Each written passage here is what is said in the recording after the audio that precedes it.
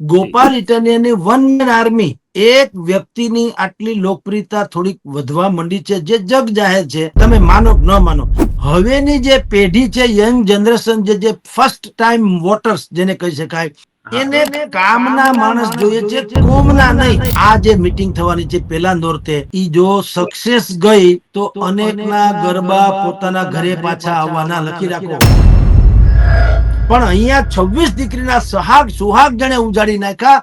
એ હરામ ખાયા આતંકવાદી દેશની સાથે ધોખાધડી રમવામાં તમને કઈ વાંધો નથી આવતો?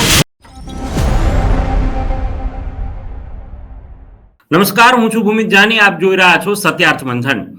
મિત્રો, એક સમાચાર જે અત્યારે સોશિયલ મીડિયા પર ટ્રેન્ડ કરી રહ્યા છે અને ચર્ચાનો વિષય બન્યો છે કે ગોપાલ ઇટાલિયાની વધતી લોકપ્રિયતાને ધ્યાનમાં રાખીને અત્યારે ભારતીય જનતા પાર્ટી દ્વારા એક મનોમંથન શરૂ કરવામાં આવ્યું છે કે ગોપાલ ઇટાલિયાનો વિકલ્પ શું? કોણ એ પાટીદાર યુવા ચહેરો હોઈ શકે, કોણ એ પાટીદાર યુવા નેતૃત્વ હોઈ શકે કે નેતા હોઈ શકે કે જે ગોપાલ ઇટાલિયાનું ઓપ્શન બની શકે અને મજબૂતાઈથી તેની સામે પડકાર ઝીલી શકે અને તેની લોકપ્રિયતા સામે ફાઇટ પણ આપી શકે.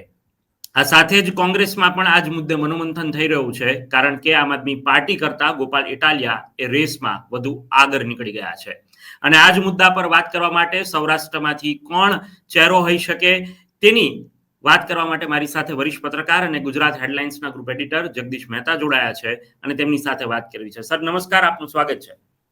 જી નમસ્કાર. નમસ્કાર સર, જે રીતે વિસાવદરની અંદર ગોપાલ ઇટાલિયાની જીત બાદ સતત વધતી ગોપાલ ઇટાલિયાની લોકપ્રિયતા અને વિધાનસભાની અંદર જ્યારે એમને અલગ અલગ મુદ્દાઓ ઉઠાવ્યા, પ્રશ્ન પહેલી વખત લોકોને ખબર પડી કે વિધાનસભાની અંદર આવી રીતે કામ થાય છે, અને આ બધું જ જોતા ભારતીય જનતા પાર્ટીના પેટમાં ક્યાંક ફાળ પડી છે અને તેનું ઓપ્શન ગોતવા માટેના પ્રયત્ન શરૂ થયા છે. અને યુવા ચહેરો સૌરાષ્ટ્રમાંથી કોણ, એવી અત્યારે શોધખોળ ભાજપે શરૂ કરી છે. આપનું વિશ્લેષણ શું કહી રહ્યું છે સર? ભૂમિતજી, ભારતીય જનતા પાર્ટીના પેટમાં ફાળ નથી પડી, પણ એ સજાગ થઈ ગઈ. અને કોઈ પણ શાસક હોય કે રાજકીય પક્ષ હોય, સંસ્થા હોય કે વ્યક્તિ હોય, જ્યારે એને પડકારની ખબર પડે ને જો સજાગ ન થાય તો એનું કોઈ ભવિષ્ય હોતું નથી, જેમ કે કોંગ્રેસનું અત્યારે દેખાતું નથી. ગોપાલ ઇટાલિયાની વન મેન આર્મી એક વ્યક્તિની આટલી લોકપ્રિયતા થોડીક વધવા માંડી છે, જે જગ જાહેર છે. પછી લોકો, ભલે ભારતીય જનતા પાર્ટીના લોકો એમ કહે છે કે આપણે બધા, એટલે અમારા જેવા જે તથાકથિત વિશ્લેષકો છે, તે એમ કે ગોપાલ ઇટાલિયા જેમ આપણી ભાષામાં કોથળો છલવી દીધો રૂપિયાનો, એટલે બોલ્યા કરીએ. એ એની માન્યતા. મૂળ વાત એવી છે, લોકપ્રિયતા છે તો છે, તમે માનો કે ન માનો. હું આમ આંખે આમ પાટા બાંધી એટલે સૂર્ય ન ઉગે એવું ન હોય, સૂર્ય તો ઉગે, તમારી આંખે પાટા છે. ગોપાલ ઇટાલિયાની લોકપ્રિયતા છે, એમાં કોઈ સંશય નથી. પણ કોંગ્રેસે શીખવું જોઈએ ભાજપ પાસેથી કે એક તો એની પાસે અત્યારે 156 બેઠક હતી, 6-7 બીજા ધારાસભ્યો કોંગ્રેસના ખરીદી લીધા, ટ્રીમન્ડસ બહુમતી છે, એટલે કોઈ ચિંતા નથી. ગોપાલની લોકપ્રિયતા હજી હું તો કહું આનાથી હજારો ગણી વધે તો પણ સરકારને લેશ માત્ર અત્યારે કોઈ એમ ગંભીર જેને કહી શકાય એવી આફત છે નહીં. તેમ છતાં જુઓ એની એલર્ટનેસ જુઓ કે એણે સહકારી ક્ષેત્રના નામે પહેલે નોરતે રાજકોટમાં એવું સંમેલન બોલાવ્યું છે. કહેવાય, મૂળ વાત તો એવી છે કે રાજકોટ ડિસ્ટ્રિક્ટ કોઓપરેટિવ બેંક, જિલ્લા સહકારી બેંક, ટૂંકમાં રાજકોટ જિલ્લા સહકારી બેંકની સાધારણ સભા. ખાલી સહકારી બેંકની નહીં, એની સાથે સંલગ્ન જેટલી સહકારી અન્ય 7 મંડળી છે, એ બધાની સાધારણ સભા છે. વાર્ષિક સભા, સાધારણ એટલે. પણ એ સાધારણ નથી, અસાધારણ છે. શું કામ? આ તો એક બાનું છે. સાધારણ સભા તો તમારા બોર્ડ ઓફ ડિરેક્ટરમાં મળે, બીજા કે હોલમાં રાખીને મળે, પેલા જામકંડોળામાં મળતી હતી, ત્યાં મળવી જોઈએ. રાજકોટમાં ને ઈ પણ આવડી મોટી વિશાળ પાયે જે યોજવાની વાત છે, ઈ શું છે? ઈ ભારતીય જનતા પાર્ટીની જાગૃતિ બતાવે છે કે રોગ અને શત્રુ એને ઉગતા ડામો. અને જે આપણે ભૂતકાળમાં ભૂલ કરી હોય, ધારો કે કોઈને હાસ્યામાં ધકેલવાની, કોઈને કદ પ્રમાણે વેતરવાની, આપણે ચંચુપાત કરવાની, જે ક્ષેત્રમાં જેનું પ્રભુત્વ છે એમાં એને હડસેલીને આપણે એમાં ઘૂસી જવાની, જે ગુસ્તાખી કરી હતી, એ બધી જ ભૂલોને તત્કાળ સુધારી લ્યો. અને જયેશ રાદડિયા જેવું જે પાત્ર છે, જે પોતીકી રીતે સક્ષમ છે, પગભર છે, અને પક્ષને પણ સારી પોઝિશન અપાવી શકે એમ છે, તો એવા લોકોની પાસે જઈ અને આપણે કહી દઈએ કે બેઉ કરજોડી વિનવે સ્વામી મૂકો અમારા કંથને, અમે અપરાધી કાંઈ ન સમજ્યા ન ઓળખા ભગવંતને, હવે તમે પધારો. એટલે આ પ્રમાણે જયેશ રાદડિયાનું પ્રમોશન, તમારી વન કાઇન્ડ ઓફ એક પ્રકારે એનું પ્રમોશન અથવા એની હાઈટ વધારવાની વાત, એ બધું જે છે એની કાહટી થવાની છે, જે અહીંયા પેલે નોરતે રાજકોટમાં થવાની છે. જી સર, બીજું એક પર્સપેક્ટિવ અહીંયા એ પણ લોકો ચર્ચા કરી રહ્યા છે કે ગોપાલના નામે આમ આદમી પાર્ટી આખી અત્યારે તેના ખંભા પર બેઠી હોય તેવું લાગે છે. ભલે રાજુ કરપડા હોય કે પ્રવીણ રામ હોય કે ઈસુદાન ગઢવી હોય, આ 3-4 ચહેરાઓ લોકમુખે ચર્ચા છે અથવા તો એ જ હાઇલાઇટ થાય છે, બીજા ચહેરાઓ હાઇલાઇટ નથી થતા. તો ક્યાંક આમ આદમી પાર્ટીમાં પણ એ જ ટેન્શન છે કે ગોપાલ સિવાય અન્ય ચહેરો કોણ? ભાજપમાં તો અનેક આવા ચહેરાઓ છે ને નહીં હોય તો એ મેન્ડેટ પર, ભારતીય જનતા પાર્ટીના મેન્ડેટ પર લોકો એમને મત પણ આપી દેશે, પણ આમ આદમી પાર્ટીનું શું? એમાં એવું છે ભૂમિતભાઈ, લોકોને આમ જુઓ તો ચહેરાઓથી પણ પડી નથી. ગોપાલ છે તો ઠીક છે, લોકોને હવેના લોકોને કહું છું, અગાઉ અત્યાર સુધી જે થયું તે, હવે સાહેબ જનતા એટલી જાગૃત થઈ ચૂકી છે, પોતાના મતની વેલ્યુ, આપણે કહે છે ને, એક ચુટકી સિંદૂર કી કિંમત તુમ ક્યાં જાનો પાકિસ્તાની બાબુ. આ સિંદૂર, જે ઓપરેશન સિંદૂર થયું, ખબર પડી ને એક ચુટકી સિંદૂરની કિંમત શું હોય, ખ્યાલ આવી ને, પાકિસ્તાનને ખબર પડી ને કે ભારતીય દીકરીઓને 26 દીકરીઓને તમે સુહાગ ઉજાડી દીધા. ખેર, પણ પછી શું થયું? તો એક ચુટકી સિંદૂરની કિંમત પાકિસ્તાને કેવડી મોટી ચૂકવવી પડી. એ જ રીતે તમને કહું છું કે એક મત, નાગરિકોનો એક મત, એની શું કિંમત છે એ હવે દરેક મતદાતાને સમજાવવા માંડી છે. ખાસ કરીને તમારા જેવા યંગસ્ટર્સને, યુવાનો જે છે, એને કોઈ નાત જાત આમ તેમ જ્ઞાતિ પક્ષ ધર્મ બરમ કુછ નહીં હે. એને એમ છે કે ભાઈ રોડ રસ્તા નળ ગટર લાઈટ સંડાસ બાથરૂમ આ બધી એને ક્યાં કોઈ નાત નડતી હોય છે? તમે સ્ટ્રીટ લાઇટ ને લેવા કડવાની સ્ટ્રીટ લાઇટ કહી શકો ખરા? રોડ રસ્તાને તમે ચુવાડિયા કે તળપદાને કઈ કહી શકો ખરા? આ બધું હેલ્થ નો કાર્યક્રમ હોય, ધારો કે સ્કૂલોમાં શિક્ષકો નથી તો જીર્ણ શીર્ણ શાળાઓ છે, તો એ શાળા કે એજ્યુકેશન, જે એજ્યુકેશન તમે સવર્ણ વર્સિસ ઓબીસી એવું કહી શકો? નેવર. જે સમસ્યા છે સનાતન છે, બધા જ 18 વર્ણને લાગુ પડે. We are Indians. હવે નવી પેઢીને ખબર પડી ગઈ કે આપણે આવા એક ચૂંટણીના આગલા દાડે તમને કોઈ તાવા પાર્ટી શું આપી દે, બે એવડી પૂરીને થોડુંક શાક આપી દે, ચોળીને ખાઈ જાવ, તો તમે 5 વર્ષનું રજવાડું એને આપી દો, તો પછી હવે લોકોને થાય કે આ તો બહુ ખોટું થયું. તમે એક દિવસ ભજીયા પાર્ટી રાખો એટલે 250 ગ્રામ ભજીયા ભેળા નથી, તે ઈ મરચાના કે મેથીના ભજીયા તમને હું ખવડાવી દે, તમે 5 વર્ષના પટ્ટે એને લખી દો એટલે તમારો પ્રદેશ જાઓ, ફાડી ખાઓ, ચરી ખાઓ. હવે એ સંભવ નથી ભૂમિતભાઈ. હવે જનતાને ખબર પડી ગઈ કે ગોપાલ એક નામ છે, રાજુ કરપડા બીજું છે, ઈસુદાન ત્રીજું છે, ભાઈ પ્રવીણ રામ જે ઈ ચોથું છે, પણ નામ મેં ક્યાં રખા હે? નામ થી શું? નામ તો બહુ મોટું અટલ બિહારી વાજપેયી નું પણ હતા, હારી ગયા હતા કે નહીં ઇન્ડિયા સાઇનિંગ કરીને. એટલે નામ મેં કુછ નહીં રખા, કામ મેં રખો. હું હંમેશા કહું છું ભૂમિતભાઈ, હવેની જે પેઢી છે, યંગ જનરેશન, જે ફર્સ્ટ ટાઈમ વોટર્સ જેને કહી શકાય, પહેલી વાર યા બીજી વાર, પણ ટૂંકમાં જે યુવા પેઢી છે, એને કામના માણસ જોઈએ છે, કોમના નહીં. તમે કઈ કોમના છો એ મહત્વનું નથી, તમે કામના કેટલા છો એ મહત્વનું છે. ડોક્ટર એપીજે અબ્દુલ કલામ, આપણે ક્યારે એને એની કોમના માણસ તરીકે ઓળખીએ છીએ ખરા? નેવર. આપણને ખબર છે કે અત્યાર સુધીના જેટલા આપણને રાષ્ટ્રપતિઓ મળ્યા એમાં સર્વશ્રેષ્ઠ કહી શકાય અથવા તો શ્રેષ્ઠતમ માના એક કહી શકાય એવા છે, જેનું નામ છે ડોક્ટર એપીજે અબ્દુલ કલામ, જેને આપણે મિસાઇલ મેન કહીએ છીએ. રાઈટ? હવે એને આપણે ભગવાનની જેમ પૂજીએ છીએ ને, ભલે ની મુસલમાન હતા તો ક્યાં ફરક પડતા? કોઈએ હિન્દુસ્તાનમાં કોઈએ કીધું કે અબ્દુલ કલામ જે છે એ મુસલમાન છે એટલે મને નથી ગમતા? નેવર. તો હવેની પેઢી એ ટાઈપની છે ભાઈ. તમે અત્યારે જુઓ ક્રિકેટનો બોયકોટની વાત ચાલુ છે. અત્યારે સૌથી મોટો ટ્રેન્ડ કોણ કરે છે ખબર છે? અસદુદ્દીન ઓવૈસી. બોલો, જે કટ્ટરમાં કટ્ટર જિહાદી જેને કહી શકાય એ ટાઈપનું બોલવા પંકાયેલા છે. પણ અત્યારે મારા તમારા જેવા અડધા પડધા હિન્દુસ્તાનનો હીરો છે, એણે કીધું કે આપણી 26 દીકરીઓના સુહાગ જે દેશના આતંકીઓએ ઉજાડી નાખ્યા છે, એની સાથે કઈ રીતે તમે મેચ રમી શકો? તો આવી વાતો અત્યારે ભારતીય જનતા પાર્ટીના લોકો નથી કરતા. નરેન્દ્ર મોદીની માતાશ્રી વિશે બિહારમાં રાહુલ ગાંધી અને તેજસ્વી યાદવની સભામાં કોઈએ શું અપશબ્દ બોલી નાખ્યા, આખે આખું ભારતીય જનતા પાર્ટી દેશભરનું એ મંડ્યા ખરખરો કરવા.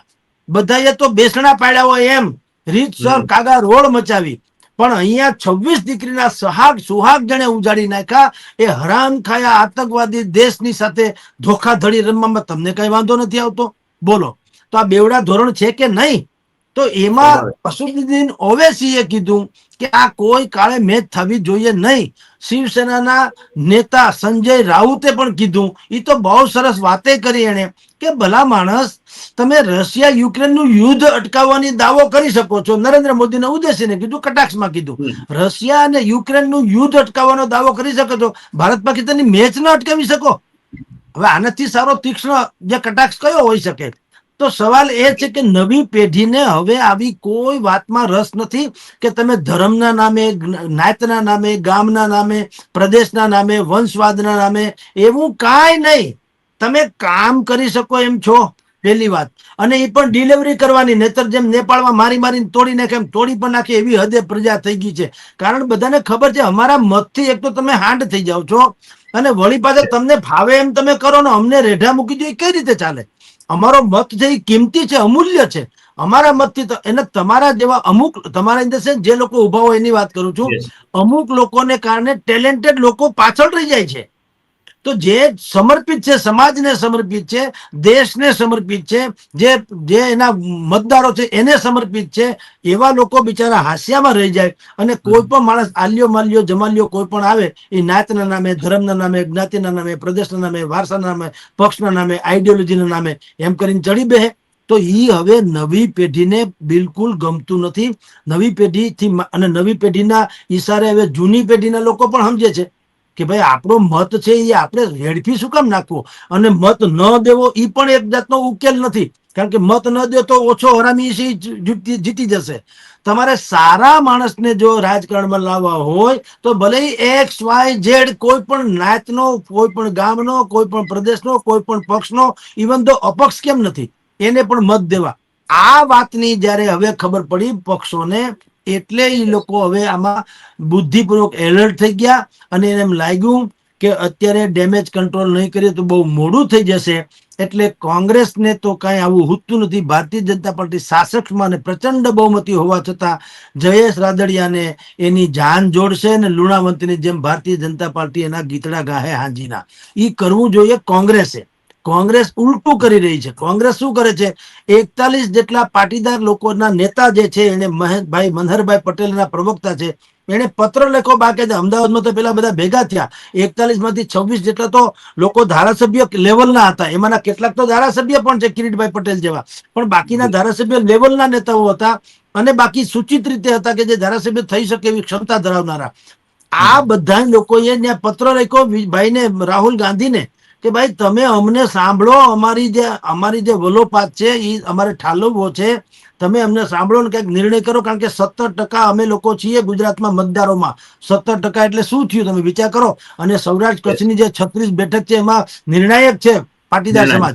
તો તમે અમને અવગણોમાં આવો પત્ર લખીને જવાબ માંગ્યો, સમય આપ્યો, હજુ સુધી સમય નથી આપ્યો. બોલો, રાહુલ ગાંધીએ પાટીદારોને સમય નથી આપ્યો. તો તમે વિચાર કરો કે તમારી અવડી મોટી વોટ બેંકની તમે આ હદે અવગણના કરો તો ઓબ્વિયસલી એ શું વિચારવાની? સ્વાભાવિક જ એ નિર્વિકલ્પ નથી, એને હવે વિકલ્પ જડી ગયો છે. તમે જેની જિક્ર કર્યો ગોપાલ ઇટાલિયા, હવે ઈ છે એમાં એને વિકલ્પ છે, પણ થોડીક જે ટેકનિકલ એરર છે એને કારણે હજી ક્યાંય સંધિ નથી થઈ. અને એ ટેકનિકલ એરર લગભગ બહુ આ કમસે કમ 2027ની ચૂંટણીમાં તો લગભગ એ સુધરે એમ નથી. ટેકનિકલ બહુ મોટી એક છે એરર ટૂંકમાં. હવે ઈ જો કાંઈક એનું સમાધાન થઈ જાય અને ન કરે નારાયણ ને ગોપાલ ઇટાલિયા ગમે એમ કરીને આ લોકોને જો પોતાનામાં લઈ લે, તો ગોપાલ ઇટાલિયાને તો શું છે, વકરો એટલો નફો છે. એને ક્યાં સંગઠન એવું બધું છે અત્યારે કે પેજ પ્રમુખ એ હોય ને બુથ પ્રમુખ હોય ને, કાંઈ છે જ નહીં. જે આવે વકરો એટલો નફો છે, જે આવે એ નેતા આવે એ કામના જ છે. એટલે ઈ થવાનું હતું. ઈ સમય દરમિયાન જયેશ રાદડિયાનું જાગવું, સહકારી ક્ષેત્રની મિટિંગના નામે, સાધારણ સભાના નામે અહીંયા મળાવવું, પહેલે નોરતે મીટિંગ રાખવી અને તમે લખી રાખજો રેસ કોર્સનું મેદાન ટૂંકું પડે એવી કોશિશ કરશે, એમ કહું છું. કોશિશ, ઓહો. કારણ કે બાપ કરતા બેટો સવાયો એવું સાબિત કરવાનું જયેશભાઈ રાદડિયા ઉપર મોટી જિમ્મેવારી છે કે જો એ આવું સાબિત કરે તો ભારતીય જનતા પાર્ટી ક્યારેય જયેશ રાદડિયા અથવા એના જેવા ઝુંઝારુ નેતાની અવગણના કરે નહીં. એટલે આ જે મીટિંગ થવાની છે પેલા નોરતે, ઈ જો સક્સેસ ગઈ તો અનેકના ગરબા પોતાના ઘરે પાછા આવવાના. લખી રાખો ભૂમિતભાઈ, ગરબો ઘરે આવવો એ શબ્દ જે છે રૂઢિપ્રયોગ છે. એનો અર્થ એમ છે કે કેટલાયના અરમાનો જે અત્યારે ચડી બેઠા છે ભારતીય જનતા પાર્ટીના સંગઠનમાં અને સરકારમાં, ચડી બેઠા શબ્દ વાપરું છું, એ બધાય ગડગડિયા પાણાની જેમ આવશે હેઠા.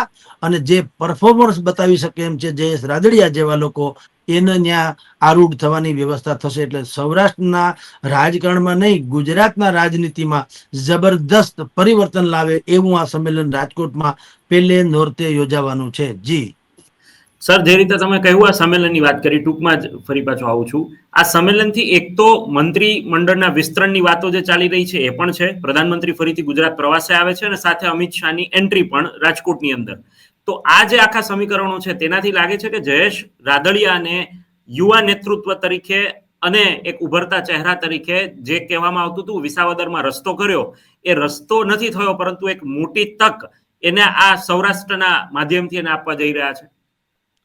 છૂટકો તો નથી સાહેબ, સમજી લો ભૂમિતભાઈ.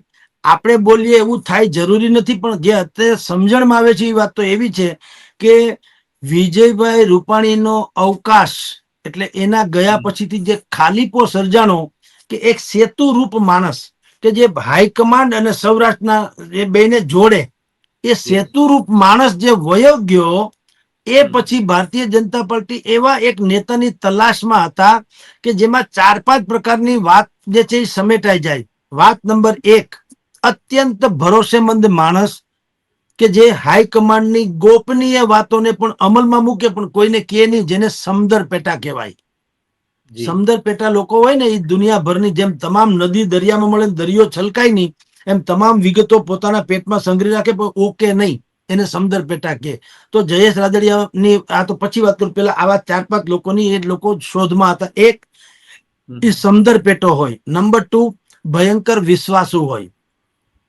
તો અત્યારે જયેશ રાદડિયાનું રાજકારણ આપણે જાણીએ છીએ, ભારતીય જનતા પાર્ટી અને જયેશ રાદડિયા એ એક સિક્કાની 2 બાજુ છે. એને ક્યારેય પોતે એવું નથી કીધું કે હું કોઈ પક્ષમાં મને જો અવગણના થશે તો જોડાઈશ કે આમ કે તેમ. એટલે એક તો 2 વાત.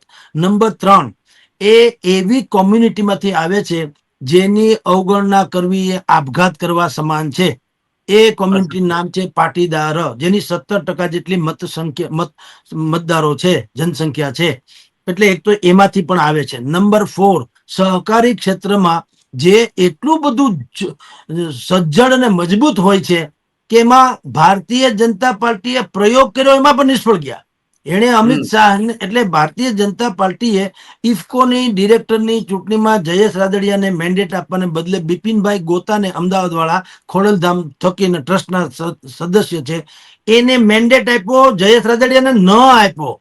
તેમ છતાં જયેશ રાદડિયાએ જીતી બતાવ્યું. હવે એનાથી પણ આખું ક્લાઇમેક્સ આગળ કહું, ખાલી જીત્યું એટલું નહીં, જીત્યા તો ખરા, જીત્યા પછી જો મેન્ડેટની વિરુદ્ધમાં જઈને ચૂંટણી લડ્યા હોય તો ખરેખર તો ભારતીય જનતા પાર્ટીએ એને નોટિસ આપવી જોઈએ ને, શિસ્તભંગના પગલા જેવી કે કારણ દર્શક.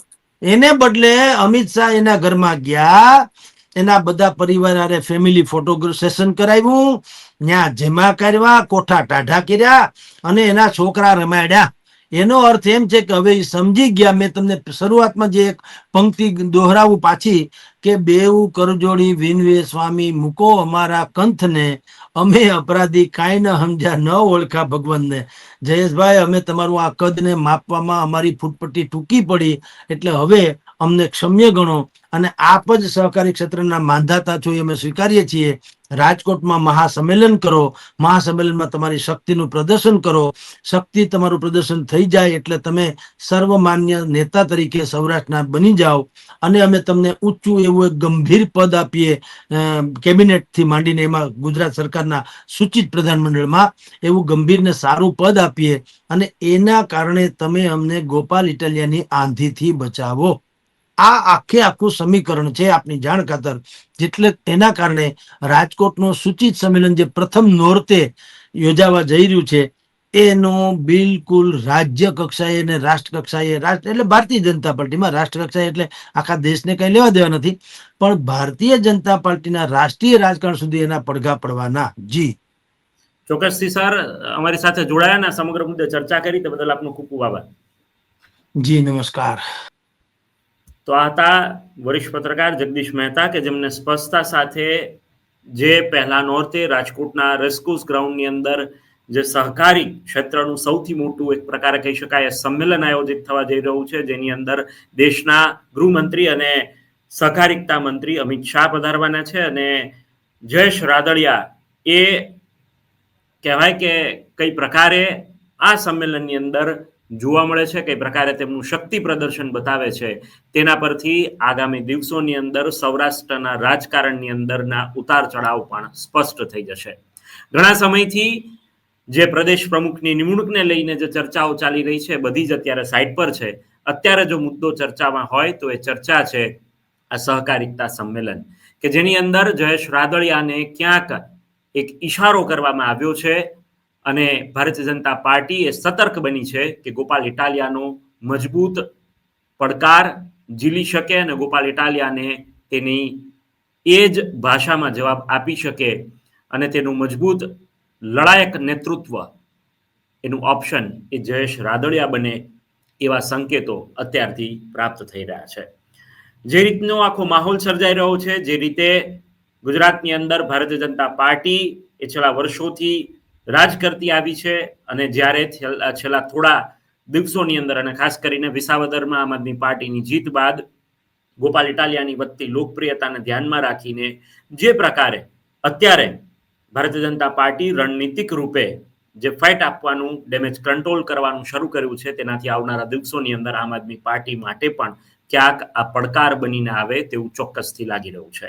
2027ની વિધાનસભા ચૂંટણી ઘણી દૂર છે, પરંતુ આ ચૂંટણી પહેલા અત્યારે ફાઇટ જેને કહી શકાય, કાટેકી ટક્કર જેને કહી શકાય, તેમાં અત્યારે ભાજપ વર્સિસ આમ આદમી પાર્ટી હોય તેવું લાગી રહ્યું છે. થોડા દિવસો પૂર્વે જ રાજકોટમાં સિટી ન્યૂઝ દ્વારા એક સર્વે કરવામાં આવ્યો. ડિજિટલ સર્વે હતો અને ફેસબુકના માધ્યમથી એ સર્વે કરવામાં આવ્યો. એ સર્વેની અંદર એવું પૂછવામાં આવ્યું હતું કે રાજકોટ મહાનગરપાલિકાના ઇલેક્શનની અંદર કોણ એ સૌથી સારું નેતૃત્વ કરી શકે, જેની અંદર આમ આદમી પાર્ટીને સૌથી વધુ વોટ મળ્યા, ભાજપને તેના પછી એટલે બીજા નંબર પર વોટ મળ્યા અને પછી કોંગ્રેસને મળ્યા.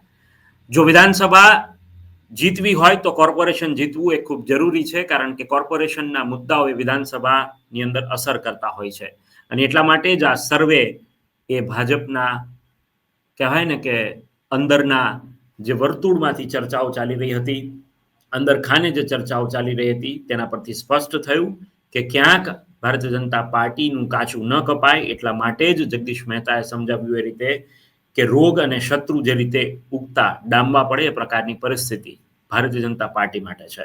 શું થશે તો આવનારા દિવસોની અંદર ખબર પડી જશે, પરંતુ કોંગ્રેસે આ સમગ્ર વાત પરથી ક્યાંક વિચારવાની જરૂર છે અને 17% વોટ બેંક જે પાટીદાર મતદારો છે તેને ધ્યાનમાં રાખીને આવનારા દિવસોની અંદર કામ કરવું પડશે. રાહુલ ગાંધીએ ગુજરાત પ્રવાસે આવે, રાહુલ ગાંધીએ વિધાનસભા બેઠકો કરે, મુલાકાત કરે, એ બધું જ ચાલશે, પરંતુ તેની સાથે સાથે લોકલ લીડર્સ અને લોકલ નેતૃત્વ ગુજરાતનું એ મજબૂત બનાવવું એ ખૂબ જ જરૂરી બની ગયું છે. ફરીથી મળીશું નવી વાત અને નવા મુદ્દા સાથે. આપના કોઈ મુદ્દા હોય તો આપ કમેન્ટ કરીને જણાવી શકો છો. આ સાથે જ જે લોકો ફેસબુક પર આ વિડીયો જોઈ રહ્યા છે, અમારું ફેસબુક પેજ લાઈક અને ફોલો કરી દેશો અને સાથે જ યુટ્યુબ ચેનલ સબસ્ક્રાઇબ કરી દેશો, જેથી કરીને તમને તમામ આ જ પ્રકારના અપડેટ્સ અને માહિતી મળતી રહે. ફરીથી મળીશું નવી વાત અને નવા મુદ્દા સાથે. ત્યાં સુધી રજા આપો. સત્યાત મંથનની યુટ્યુબ ચેનલ સબસ્ક્રાઇબ કરવાનું અને બેલ આઇકોન પ્રેસ કરવાનું, સાથે જ સત્યાત મંથનનું ફેસબુક પેજ લાઇક અને ફોલો કરવાનું અને ઇન્સ્ટાગ્રામ પેજ સાથે જોડાવાનું પણ આપ ચૂકશો નહીં. અત્યારે બસ આટલું જ. મને આપશો રજા. આપ જોડાયેલા રહો સત્યાત મંથન સાથે. નમસ્કાર.